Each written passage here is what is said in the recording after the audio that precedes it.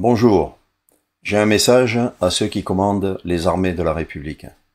Je suis un ancien militaire, un citoyen français lambda, particulièrement révolté. Pas un révolutionnaire, pas un agitateur, juste un citoyen qui en a trop vu, trop compris et qui refuse de se taire. J'ai donné 22 années au service de ce pays, arborant avec fierté ce beau drapeau français sur l'épaule, avec honneur, sur différents théâtres d'opération, au service de la nation, du peuple et de la paix, comme bien d'autres de mes camarades. Je connais la discipline, je connais le devoir, et je connais aussi le silence. Mais aujourd'hui, mon cœur saigne de voir mon pays se déliter dans un silence absolu, et l'heure est grave.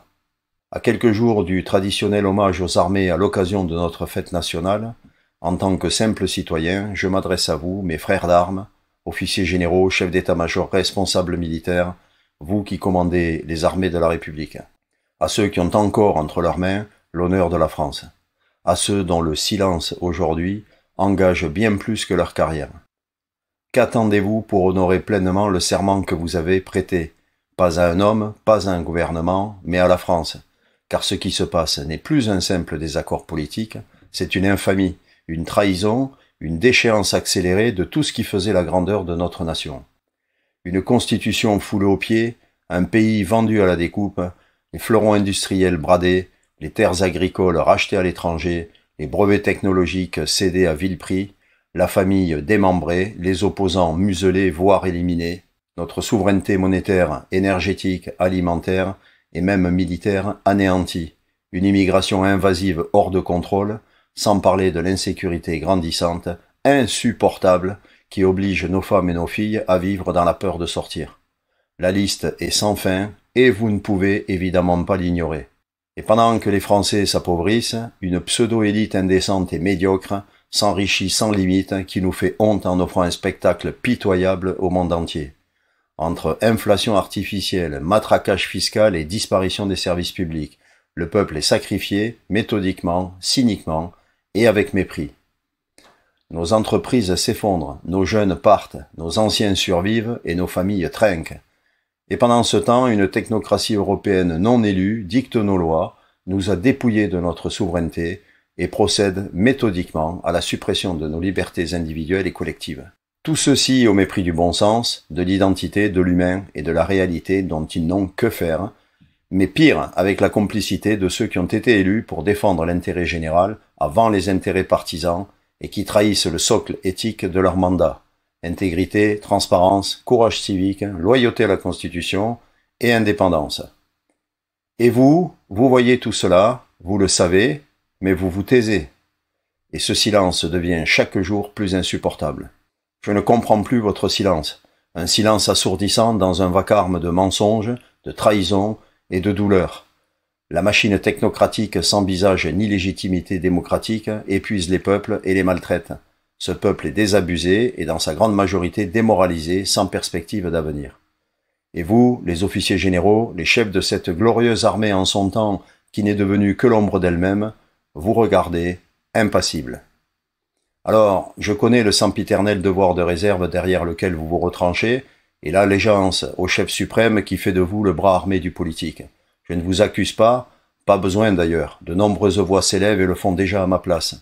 En revanche, je m'adresse à vous avec le langage que seuls les soldats comprennent, l'honneur, la fidélité et le sacrifice. Vous n'êtes pas les gardiens d'un régime, vous êtes les derniers remparts de la nation, et ce rempart aujourd'hui tremble, non sous les balles, mais sous les compromissions. Mais dois-je vous rappeler que vous êtes les héritiers d'une lignée de serviteurs de la patrie, pas d'un régime, pas d'un parti, et encore moins d'un homme, fût-il président. Vous êtes les héritiers d'un idéal, celui de protéger le peuple français sur son sol contre toute menace, y compris interne. Votre serment ne vous lie pas à des hommes et a fortiori à un homme, mais à une nation tout entière.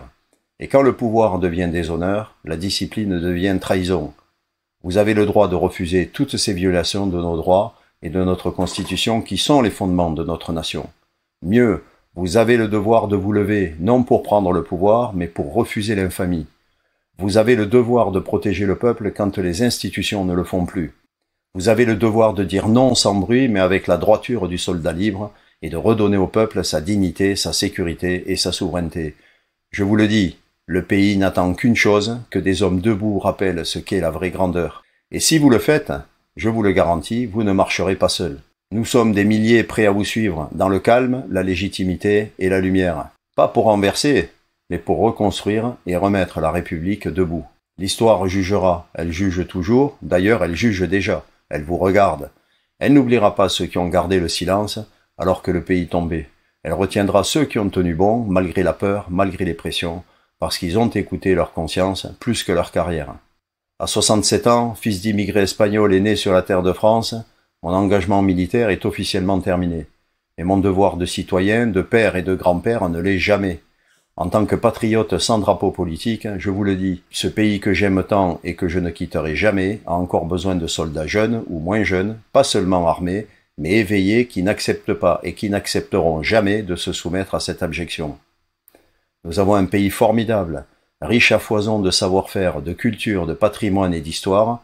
Ce n'est pas la première fois que nous sommes confrontés à une période sombre où tout semble perdu, mais nos aïeux ont redressé la tête à chaque fois. N'ayons pas peur, n'ayez pas peur, suivons leur exemple. Le peuple souffre, la République s'éteint, mais vous, vous êtes encore debout. Comme je vous l'ai déjà dit, vous êtes le dernier rempart et le peuple de France vous observe et vous implore. Ne le décevez pas. Je voudrais simplement terminer par la devise nationale « Liberté, égalité, fraternité » qui orne tous nos frontons reconnus comme principe constitutionnel dans la Constitution de la Ve République en 1958, l'année de ma naissance. Pour beaucoup de gens, cette devise ne veut pas dire grand-chose, et pourtant, elle signifie beaucoup. La liberté, c'est le droit de penser, de s'exprimer, de circuler et de choisir. L'égalité, c'est l'égalité devant la loi, les droits et le rejet des privilèges. La fraternité, c'est la solidarité entre citoyens, la responsabilité collective, l'unité. Mais ce que je vois aujourd'hui, c'est une liberté sans égalité, ce qui équivaut à de l'injustice. Je vois une égalité sans liberté, ce qui équivaut à l'oppression. Et je vois une liberté plus une égalité sans fraternité, ce qui est synonyme d'une société froide et conflictuelle. Vous jugerez par vous-même de la force de cette devise. Je vous laisse méditer, non un spectateur, mais un homme d'action, fidèle à leur serment. Je vous conjure de retrouver le sens des valeurs qui forgent l'arme du soldat et le feu sacré de ses missions. L'analyse vous appartient, l'action vous appelle. La France gronde, elle souffre, elle attend, elle observe. Il n'est pas trop tard, mais chaque jour de silence alourdit le jugement que rendront l'histoire et le peuple de France. Restez fidèles à votre engagement et que chacun de vos actes rappelle la noblesse de l'uniforme que vous incarnez. Dans quelques jours, quand vous passerez devant le pouvoir, demandez-vous si c'est bien la République que vous saluez. Je vous adresse tout mon respect, mais avec exigence, et en mémoire de ce que signifie servir.